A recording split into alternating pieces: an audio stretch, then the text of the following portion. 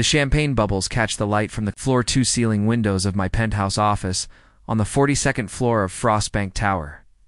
Below me, Austin spreads out like a glittering circuit board, the Colorado River snaking through downtown, like a silver thread connecting the past to an impossible future. In my hand, I hold a tablet displaying 17 job applications, all from the same company, all from people who once told me I'd never amount to anything. Their names glow on the screen like ghosts from a life I barely recognize as my own. Marcus Rodriguez, Senior VP of Business Development, applying for an entry-level position at my company. Jessica Thompson, desperate for any marketing role, even an internship. David Kim, the technical genius who called me dead weight, begging for a junior developer position. The irony tastes sweeter than the Dom Pérignon I'm sipping to celebrate. CommunityFlow's IPO announcement. $4 billion. That's what my company is worth as of this morning, making me the youngest female billionaire in Texas history. But numbers don't capture the real story. They don't show you the nights I cried myself to sleep on my childhood bed, wondering if everyone was right about me being nothing special.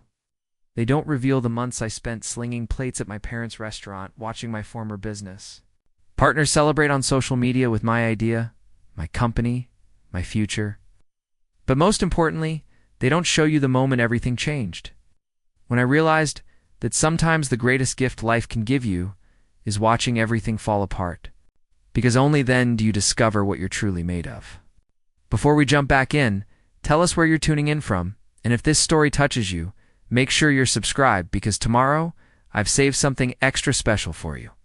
My name is Sarah Chen, and 5 years ago, if you had told me I'd be standing in this office, looking down at the city that once felt impossible to conquer, I would have laughed until I cried. Not because it seemed too good to be true, but because I genuinely believed what everyone had spent my entire life telling me, that I was too quiet to be a leader. It's too inexperienced to run a company. It's too different to fit into the tech world that seemed designed for people who looked and sounded nothing like me. My story begins not with success, but with the kind of hope that only exists when you're young enough to believe that good ideas and hard work are enough to change the world. Growing up in Cedar Park, a suburb northwest of Austin, I was the daughter of immigrants who had sacrificed everything for the American dream. My parents, Linda and Robert Chen, owned a small Chinese restaurant called Golden Dragon, tucked between a dry cleaner and a nail salon in a strip mall that had seen better decades. The restaurant wasn't much to look at, with its faded red awning and mismatched furniture, but it was ours. My earliest memories are of the sound of sizzling oil, the rhythmic chopping of vegetables, and my mother's voice calling orders in a mixture of Mandarin and heavily accented English. Every day after school, I'd sit at the corner table doing homework while the dinner rush swirled around me, learning lessons about resilience and determination that no textbook could teach. My parents had specific dreams for their daughters. Amy, my younger sister, was supposed to become a doctor. I was destined for something stable and respectable, perhaps accounting or nursing, something that guaranteed a steady paycheck and wouldn't require the kind of risk-taking that had brought our family to America with nothing but hope and 2 suitcases. The idea of starting a business, especially in technology, was as foreign to them as the Texas barbecue joints that dotted our neighborhood. When I announced my major in computer science with a business minor at the University of Texas, the dinner table conversations became exercises in careful diplomacy. My father would shake his head and mutter in Mandarin about young people and their impractical dreams, while my mother would serve extra rice and suggest I consider teaching instead. But Austin was changing, and so was I. The city was transforming, from a quirky college town known for music and breakfast tacos into a legitimate tech hub. Companies like Dell had planted seeds years earlier, and now startups were blooming like wildflowers after rain. Walking through campus, you could feel the energy of possibility crackling in the air like electricity before a thunderstorm. Students, hunched over laptops in coffee shops, weren't just studying. You were building apps, creating platforms, dreaming of being the next big thing. For the first time in my life, I felt like I belonged somewhere. It was during my junior year that I met Marcus Rodriguez. He had the kind of effortless charisma that made professors remember his name and other students gravitate toward him like planets orbiting the sun. Marcus was everything I wasn't. Confident where I was cautious, outspoken where I was thoughtful, commanding where I had to fight for every ounce of respect. We met in Professor Williams's entrepreneurial strategy class, where students were required to pitch business ideas to a panel of local investors. I had been working on mine for months, staying up late in the computer lab, sketching diagrams on napkins during my shifts at the restaurant, perfecting every detail until it felt bulletproof. My idea was called Local Link, a platform that would use artificial intelligence to connect local businesses with community events and customers in ways that felt organic and mutually beneficial. Instead of businesses throwing money at broad advertising that reached no one in particular, Local Link would analyze community patterns, local interests, and business offerings to create perfect matches. A new yoga studio could connect with wellness-focused community groups. A bookstore could partner with reading clubs and author events. A restaurant like my parents could find customers who were genuinely interested in authentic Chinese cuisine rather than hoping random people would wander in off the street. The technology would learn and adapt, becoming smarter with every interaction, creating a web of genuine community connections that benefited everyone involved. When I presented Local Link to the class, something magical happened. The room, usually filled with the restless energy of students checking phones and planning weekend activities, fell completely silent.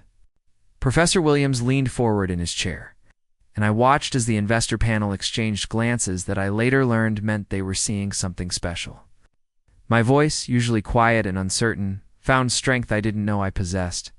As I walked them through user interface mock-ups, revenue projections, and market analysis that I had researched with the thoroughness of someone who couldn't afford to be wrong.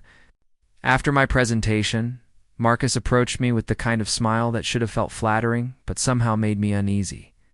He complimented my idea with enthusiasm that felt just a little too practiced, like he'd been rehearsing the words before he said them.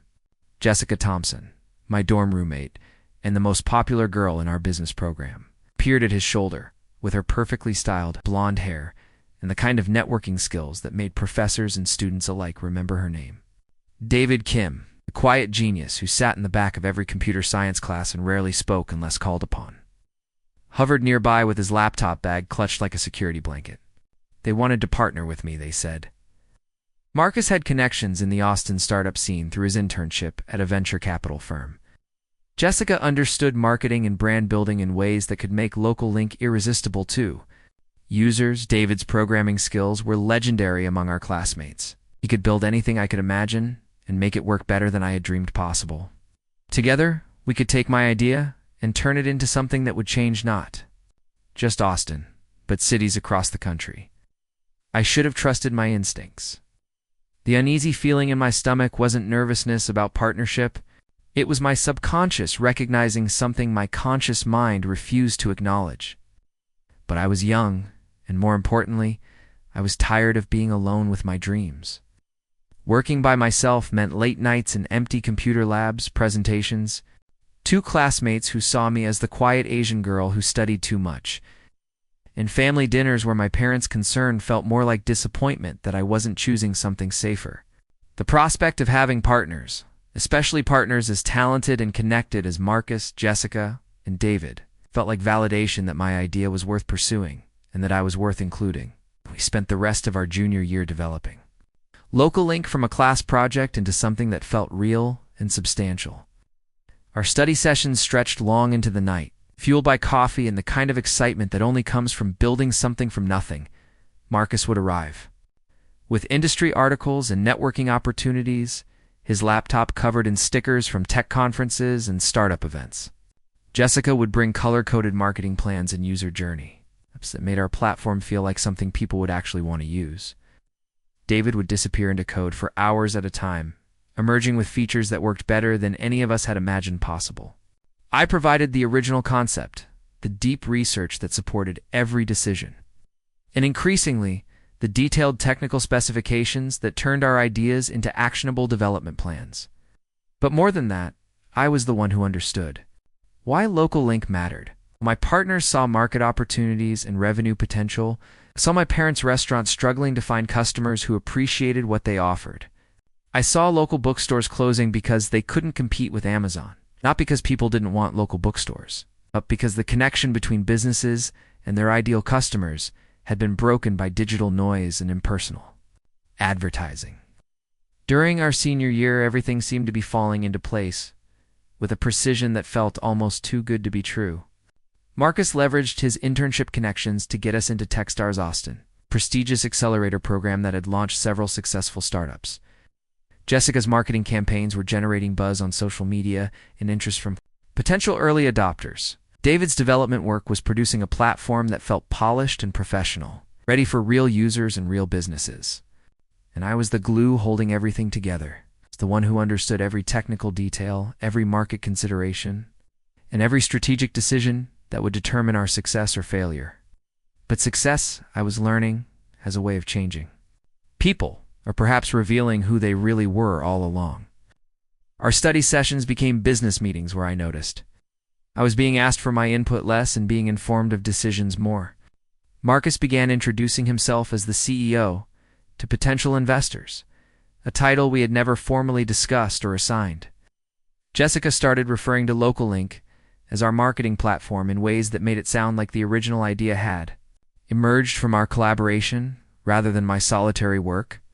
David became protective of the codebase, suggesting that perhaps technical decisions should be left to the technical people. Despite the fact that I had designed most of the algorithms he was implementing, the changes were subtle enough that I could convince myself I was being paranoid or overly sensitive. After all, we were a team, and teams required delegation and specialization. Preparing and narrating this story took us a lot of time. So if you are enjoying it, subscribe to our channel. It means a lot to us. Now back to the story. If Marcus was better at talking to investors, it made sense for him to take the lead in those conversations. If Jessica understood marketing better than the rest of us, she should guide our brand strategy.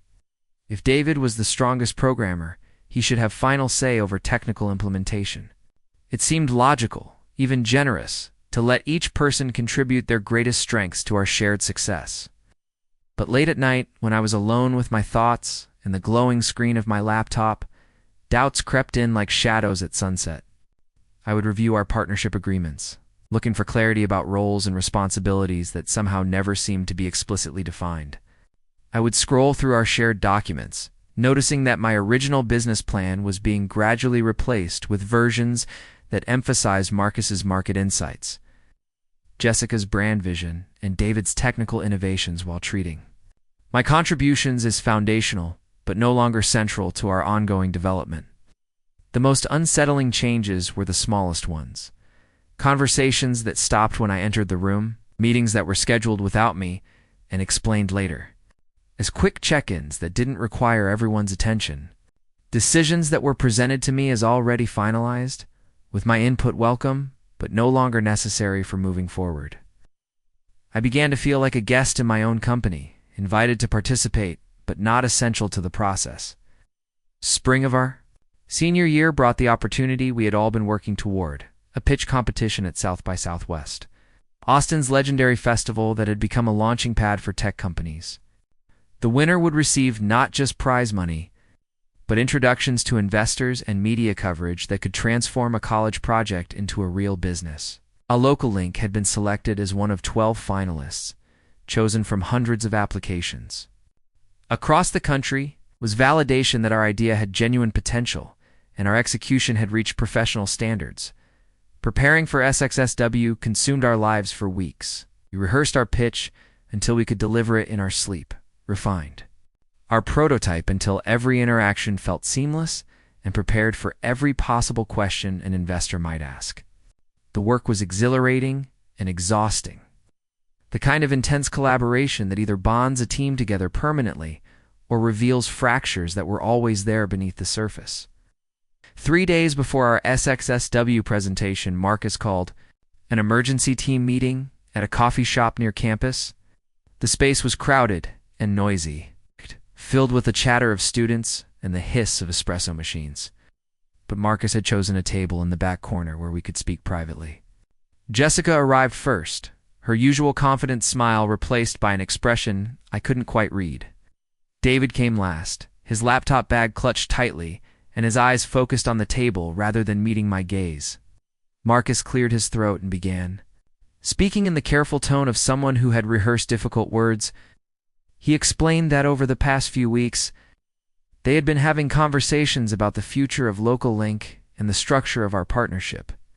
As we've prepared to pitch to real investors and potentially receive real funding, they had realized that certain changes needed to be made to ensure the company's success. The investors they had been speaking with had expressed concerns about our leadership structure and the experience level of our team. My coffee grew cold in my hands as Marcus continued talking. The investors, he said, were particularly interested in his business development experience and Jessica's marketing background. They had suggested that a more traditional corporate structure would be necessary to secure serious funding, with clearly defined roles that matched each person's proven strengths. David's technical skills were obviously essential. My contributions to the original concept and ongoing strategy were valuable. But perhaps it would be better if I took on a different role within the company? They had prepared a new partnership agreement, Jessica explained, sliding a folder across the table toward me.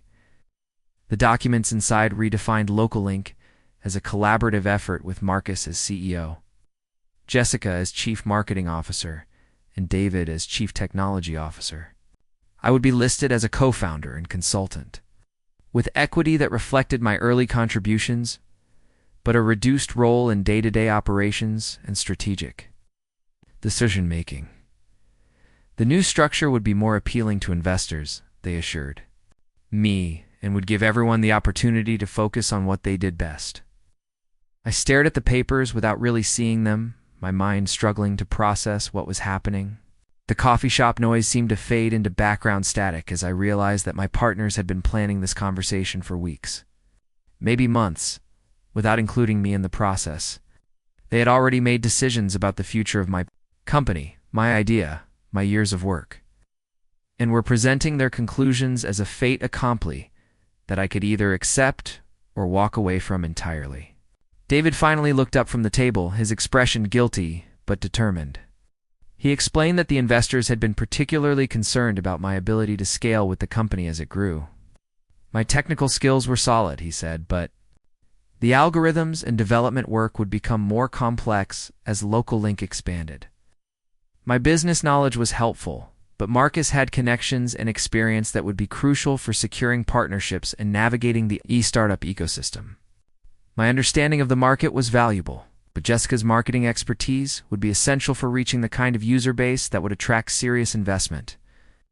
The message was clear. I had been useful for getting LocalLink started. I was not essential for taking it to the next level. In fact, according to the people I had trusted with my dreams, I might actually be holding back the success of my own idea. I wanted to argue, to fight, to demand explanations for decisions that felt like betrayal disguised as business strategy. But sitting in that coffee shop, surrounded by the people I had considered not just partners, but friends, I felt something inside me crumble. These were people who knew me better than anyone outside my family. They had worked with me closely. For over a year, seen my capabilities and limitations firsthand. Watched me develop ideas and solve problems and contribute to every aspect of LocalLink's development. If they genuinely believed I wasn't capable of leading the company I had created, perhaps they were right. The rest of the conversation passed in a blur of legal terminology and reassurances that felt hollow and scripted. They needed an answer. Quickly, Marcus explained, because the new partnership structure had to be in place before the SXSW presentation. The investors they were courting wanted to see a professional. It's a hierarchical organization that matched their expectations for scalable startups. My choice was simple. Accept the reduced role and remain part of LocalLink's future, or walk away and forfeit any claim to the company I had built from nothing. I signed the papers. Even now, years later, I'm not entirely sure why. Perhaps it was the shock of realizing that the people I trusted most had been planning to marginalize me for weeks without my knowledge. Perhaps it was the fear that they might be right about my limitations, that I really wasn't capable of leading a company to success. Perhaps it was simply the exhaustion of fighting for respect and recognition that never seemed to come naturally to me the way it did for Marcus, Jessica, and David. Whatever the reason, I picked up the pen with trembling fingers and signed away the majority control of my own company. The SXSW presentation was a triumph, but not for me. I stood on the sidelines while Marcus delivered the pitch we had all prepared, watching him command the stage with the kind of natural confidence I had never possessed. Jessica fielded questions about market strategy with expertise that seemed effortless, while David explained technical implementations with the authority of someone who had built everything from scratch. When the judges announced Local Link as the competition winner, my partner celebrated while I applauded politely, feeling like a stranger at my own victory party. The months following SXSW were a masterclass in how quickly dreams can transform into nightmares. The investors Marcus had courted were indeed interested in Local Link, but their interest came with conditions that gradually pushed me further and further from the company I had created. Board meetings were scheduled during my classes, with decisions explained to me afterward as necessities for maintaining investor confidence. Development priorities shifted toward features that Marcus and Jessica thought would be more marketable, regardless of whether they aligned with Local Link's original vision or my understanding of what users actually needed. Most painfully, I began to realize that my reduced role in the company was not temporary or strategic, but permanent and calculated. The new partnership agreement had been crafted carefully to ensure that I could be gradually marginalized without legal recourse. My equity was structured in ways that required me to remain with the company to maintain value, but my actual influence over company direction was virtually non-existent. I had become a prisoner of my own creation, trapped in a situation where leaving would mean losing everything I had worked for. But staying meant watching other people build success on the foundation of my ideas while receiving minimal credit or compensation. The final betrayal came 6 months later. During what Marcus described as a necessary restructuring to accommodate a major funding round, the investors, he explained in another carefully orchestrated meeting, had concerns about the original founding team's equity distribution. They felt that the current structure didn't properly reflect each founder's ongoing contributions to the company's success. New agreements would need to be signed to satisfy their requirements for investment. The restructuring reduced my equity from 25% to 5%, with the explanation that my limited role in recent months demonstrated that my contributions were more historical than ongoing. Marcus, Jessica, and David would split the majority ownership among themselves, reflecting their current responsibilities and future commitments to the company. I would retain my title as co-founder and a small equity stake that recognized my early contributions, but I would no longer have voting rights or input into strategic decisions. Refused to sign. For the first time in months, I found my voice and told my former partners exactly what I thought of their business practices and their friendship. The meeting ended with Marcus explaining, in the patient tone of someone dealing with an unreasonable child, that my refusal to sign would unfortunately require them to remove me from the company entirely. The original partnership agreement contained clauses that allowed the majority partners to buy out any founder who was unable to continue, contributing to the company's growth. My buyout would be calculated based on Local Link's current valuation, which was still relatively modest since the major funding had not yet been finalized. 3 weeks later, I received a check for $8,000 in exchange for signing away all rights to the company I had created, the idea I had developed, and the future I had imagined for myself. Local Link would go on to raise $12 million in Series A funding and eventually sell to a major technology company for $200 million. Marcus became a celebrated young entrepreneur, featured in Austin Business Journal, and invited to speak at conferences about building successful startups. Jessica parlayed her Local Link experience into a high-profile marketing role at a Fortune 500 company. David used his reputation as Local Link's technical co-founder to launch his own consulting firm, working with startups across Texas, and I moved back into my childhood bedroom, sleeping under the same glow-in-the-dark stars I had stuck to. Ceiling in middle school, trying to figure out how everything had gone so wrong so quickly. My parents, who had never understood my technology dreams, now saw them as confirmation of their fears about impractical ambitions and unstable careers. My mother would bring me soup and speak in careful, gentle tones about the benefits of steady employment and traditional career paths. My father would mention job openings at the bank where Amy worked, suggesting that perhaps it was time to consider more realistic options. The worst part wasn't the financial loss or even the professional humiliation.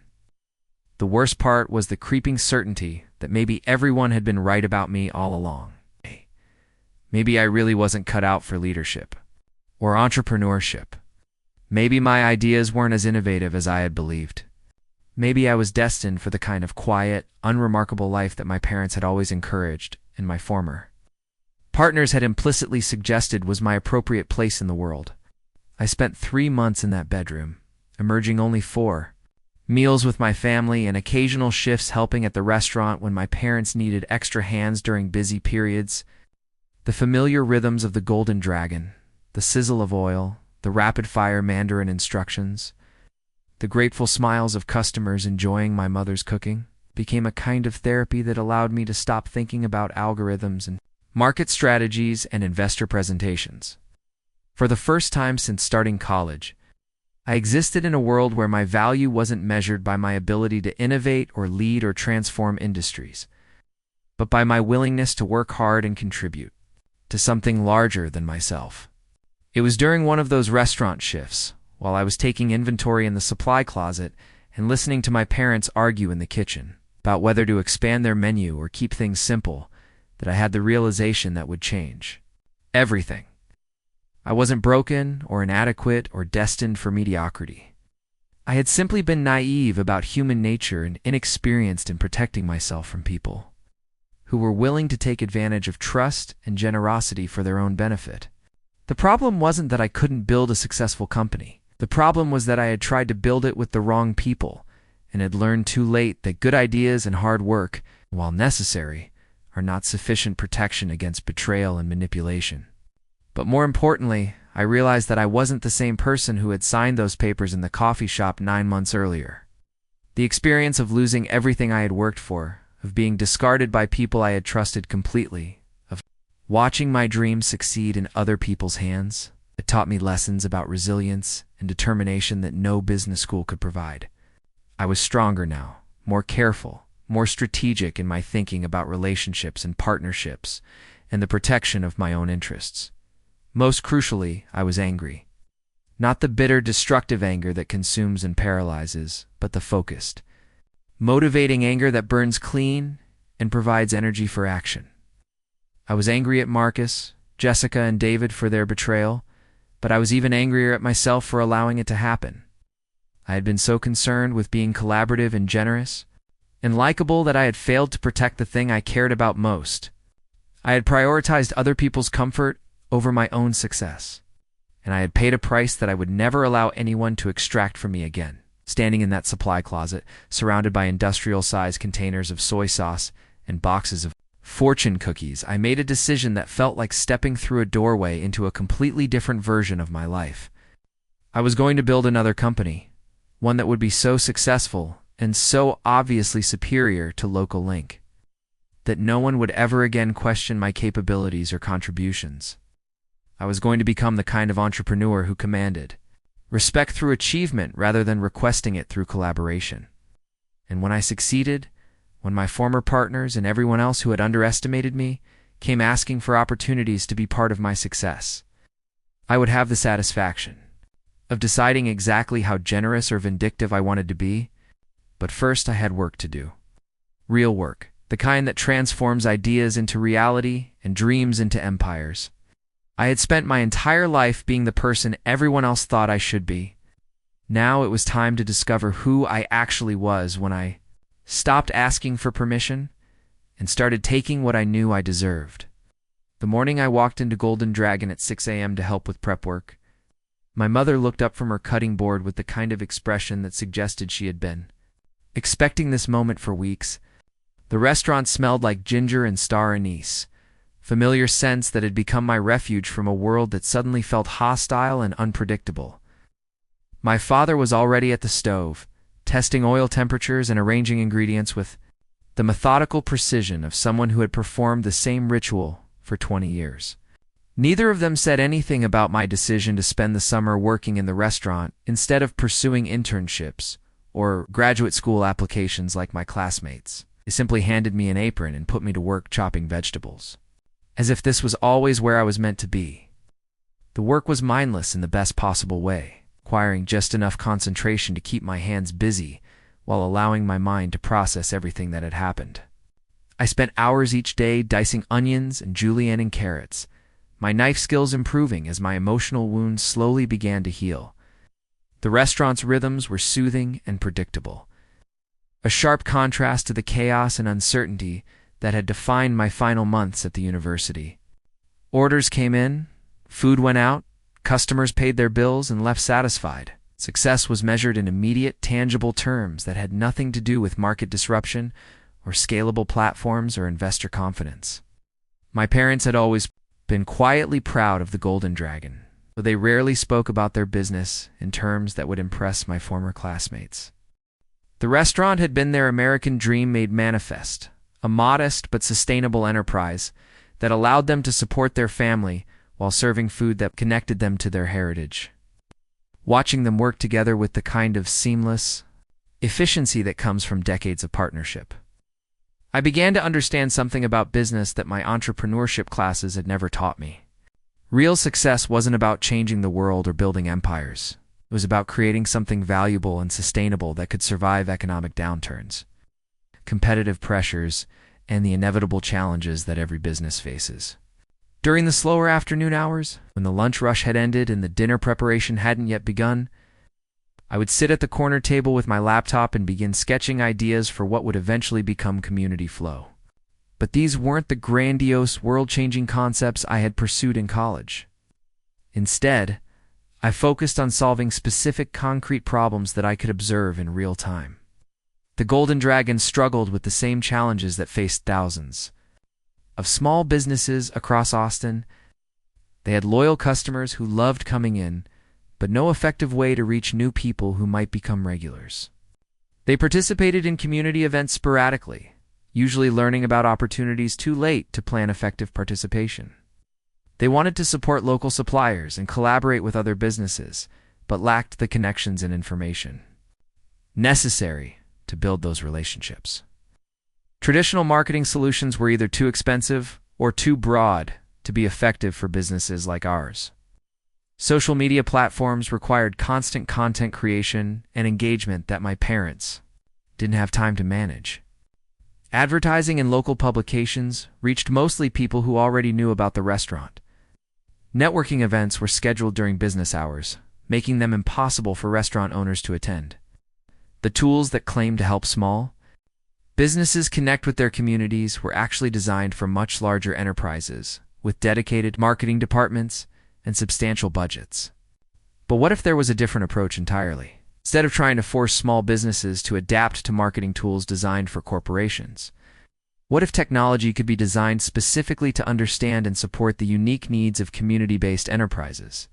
What if artificial intelligence could analyze local patterns and opportunities, then proactively suggest collaborations and connections that would benefit everyone involved? What if the platform could handle the time-consuming work of research and outreach, allowing business owners to focus on what they did best while still building the community relationships that drove long-term success? The more I thought about it, the more I realized that LocalLink had been just the beginning of a much larger idea. My original concept had focused on connecting businesses with customers, but the real opportunity was in connecting businesses with their entire ecosystem, suppliers, complementary services, community organizations, local government initiatives, and other businesses that shared similar values or target markets. Instead of trying to disrupt existing relationships, the platform could strengthen and expand them, creating a web of mutual support that would make the entire community more resilient and prosperous. I began developing what would eventually become CommunityFlow during those quiet afternoon hours, but my approach was completely different from my work on LocalLink. Instead of starting with grand visions and theoretical frameworks, I began with specific problems that I could observe and test solutions in real time. I interviewed my parents about their challenges and frustrations, then spoke with other business owners in our strip mall and the surrounding area. I attended city council meetings and chamber of commerce events, not as a student researching a class project, but as someone genuinely interested in understanding how local communities actually functioned. The picture that emerged was far more complex and interesting than anything I had understood during my college years. Small businesses weren't just economic entities competing for market share. They were integral parts of social networks that supported families, preserved cultural traditions, and created the distinctive character that made communities worth living in. The challenges they faced weren't just about efficiency or profitability, but about maintaining their identity and values while adapting to rapidly changing economic conditions. Most importantly, I discovered that the real barriers to small business success weren't technological or financial, but informational and relational. Business owners like my parents had the skills and dedication necessary to succeed, but they lacked access to the networks and opportunities that could amplify their efforts. They needed a platform that could function like a trusted advisor and connector, someone who understood their business intimately and could identify opportunities and partnerships that aligned with their goals and capabilities. This insight led to the core innovation that would distinguish CommunityFlow from every other business platform in the market. Instead of trying to automate relationship building, the technology would enhance and facilitate human connections. Instead of replacing local knowledge with algorithmic efficiency, it would augment local expertise with data-driven insights. Instead of standardizing business practices across different communities, it would celebrate and support the unique characteristics that made each local ecosystem valuable. The development work was slow and methodical, completely different from the frantic energy that had characterized my college projects. I built prototypes and tested them with real businesses, iterating based on feedback and observation rather than theoretical assumptions about what users might want. I studied successful local business networks in other cities, identifying patterns and principles that could be adapted to different contexts. Most importantly, I began building relationships with the kind of advisors and mentors who could help me avoid the mistakes that had destroyed my involvement with Local Link. One of the most important connections came through an unexpected source. Rachel Adams was a customer at Golden Dragon who came in every Tuesday for lunch, always ordering the same combination of hot and sour soup with vegetable fried rice. She was a partner at a small venture capital firm that specialized in technology companies focused on social impact, and she had noticed me working on my laptop during her weekly visits. After several months of polite conversation about the food and weather, she finally asked what I was working on with such obvious intensity. I was hesitant to discuss CommunityFlow with anyone connected to the investment world, given my experience with Local Link's investors and their role in my marginalization. But Rachel's approach was completely different from the aggressive networking and self-promotion that characterized most of Austin's startup scene. She asked thoughtful questions about the problems I was trying to solve, rather than immediately jumping to discussions about market size and revenue potential. She wanted to understand why I cared about supporting small businesses and community development. It's not just how much money the platform might generate. Our conversations stretched over several weeks, usually during the quiet mid-afternoon period, when the restaurant was nearly empty and I could focus on explaining my ideas without interruption. Rachel had spent years working with entrepreneurs who were trying to balance profit motives with social impact, and she helped me understand how to articulate CommunityFlow's value proposition in terms that would appeal to investors without compromising the platform's community-focused mission. More importantly, she introduced me to other entrepreneurs who had successfully built businesses that prioritized long-term sustainability over rapid growth and maximum profit extraction. These were people who understood that real success required building trust and delivering consistent value over time, rather than chasing the kind of explosive growth that often destroyed the very communities it claimed to serve. They became informal advisors and eventually the foundation of a professional network that was completely separate from the startup ecosystem where my former partners continued to operate. By the end of the summer, I had developed a working prototype of CommunityFlow and begun testing it with a small group of local businesses. The results were encouraging enough to convince me that the concept had genuine potential. But more importantly, the process of building and testing had restored my confidence in my own abilities. I was still angry about what had happened with Local Link, but the anger had transformed from bitter resentment into focused determination. I knew exactly what I wanted to build and why it mattered, and I had learned enough about business development and relationship management to protect myself from the kind of manipulation that had derailed my previous efforts. The decision to leave Austin and spend a year in San Francisco came from Rachel's suggestion that I needed to understand the broader technology landscape before committing fully to CommunityFlow's development. She had connections at several companies that were working on similar problems. She thought I could benefit from seeing how enterprise software was developed and marketed at scale. More importantly, she believed that experiencing the Silicon Valley ecosystem would help me understand what I wanted to avoid as CommunityFlow grew beyond its initial Austin market. The year in San Francisco was educational in ways I hadn't expected. I worked as a product manager at a company that built software for municipal governments, learning how technology could be designed to support complex bureaucratic processes while still remaining usable for people who weren't technical experts. The work was challenging and well compensated, but more importantly, it gave me insight into the regulatory and compliance requirements that would be essential for CommunityFlow's expansion into new markets. Living in San Francisco also confirmed my intuition that Austin was the right place to build a community-focused platform. Silicon Valley's obsession with disruption and scalability had created incredible innovations. But it had also produced technologies that often destroyed existing relationships and institutions without adequately replacing them.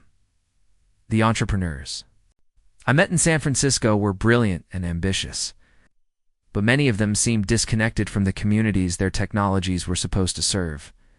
They spoke about users and market segments rather than neighbors and local businesses, and their solutions often reflected that distance. The contrast became especially clear during my visits back to Austin, where CommunityFlow's pilot program was continuing to expand with the help of a part-time contractor I had hired to manage day-to-day operations. The businesses using the platform weren't just customers, they were partners who contributed ideas and feedback that continuously improved the product.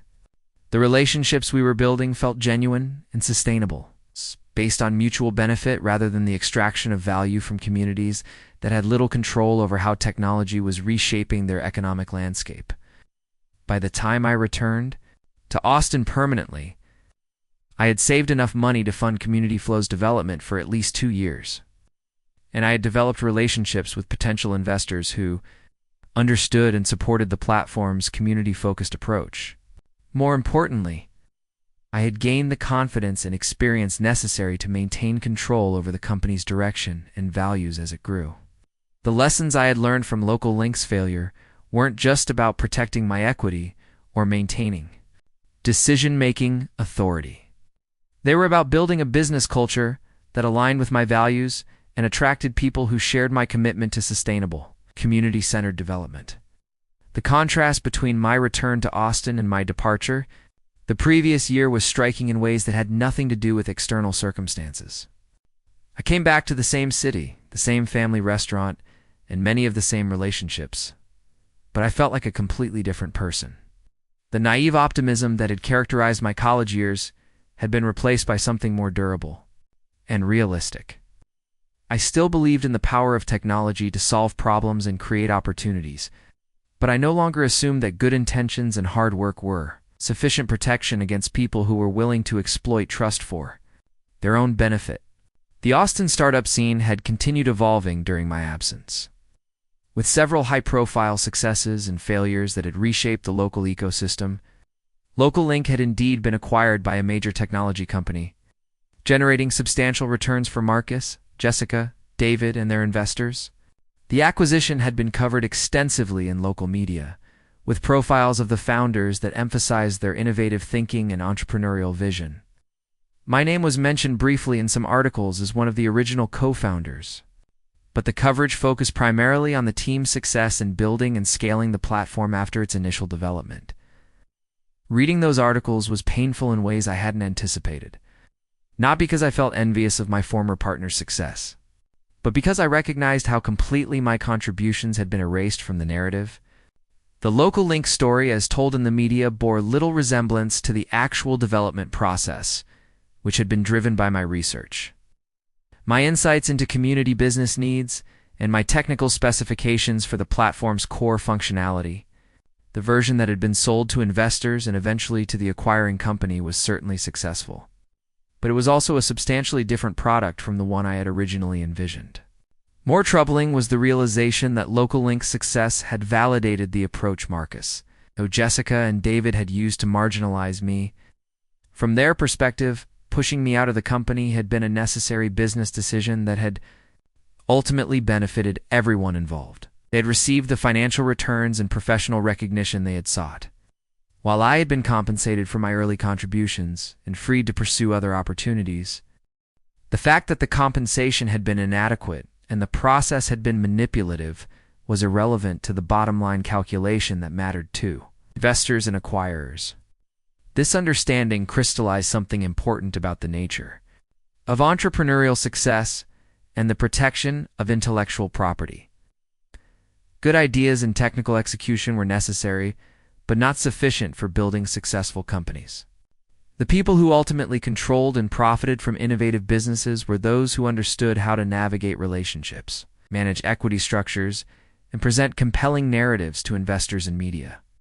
Technical founders who focused exclusively on product development while trusting others to handle business strategy and external communications often found themselves marginalized or eliminated entirely, regardless of their contributions to the company's initial success.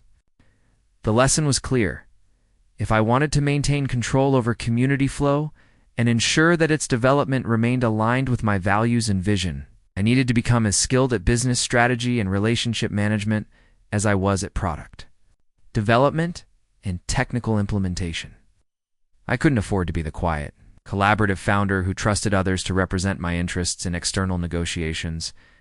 I needed to be the leader who made final decisions about company direction and maintained direct relationships with investors, partners, and key stakeholders.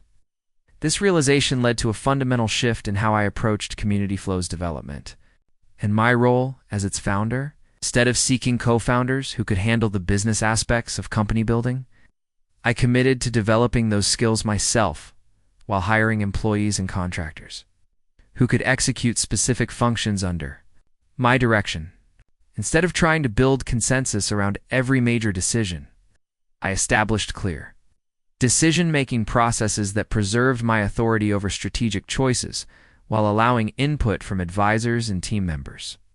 Most importantly, I began thinking about CommunityFlow not just as a product that solved problems for small businesses, but as a company that would demonstrate a different approach to entrepreneurial success. I wanted to prove that it was possible to build a profitable, scalable technology business without sacrificing the values and relationships that had motivated its creation. I wanted to show that community-focused platforms could compete successfully against extractive alternatives that prioritize growth and profit maximization over long-term sustainability and social impact. The path forward wasn't just about building a better product or capturing more market share. It was about creating a model for ethical entrepreneurship that other founders could study and adapt. If I succeeded, CommunityFlow would become proof that technical founders could maintain control over their innovations while building businesses that served their communities rather than exploiting them. If I failed, I would at least fail on my own terms, having learned from my previous mistakes and refused to compromise my values for the sake of external validation or financial returns. But failure was becoming increasingly unlikely as CommunityFlow's pilot program continued to demonstrate measurable value for its users and sustainable revenue growth for the platform. The businesses using our software were reporting increased collaboration opportunities, more effective community engagement, and stronger relationships with local suppliers and partners. More importantly, they were renewing their subscriptions and recommending the platform to other business owners, creating the kind of organic growth that indicated genuine product-market fit rather than artificially stimulated demand. The success felt different from anything I had experienced with LocalLink, more grounded and sustainable rather than exciting and volatile. Instead of trying to scale rapidly to impress investors, we were growing methodically to ensure that our platform could deliver consistent value as our user base expanded. Instead of pursuing partnerships with large corporations that might compromise our community focus, we were building relationships with local organizations that shared our commitment to sustainable economic development. Most satisfying was the growing recognition that CommunityFlow represented something genuinely innovative in the technology landscape.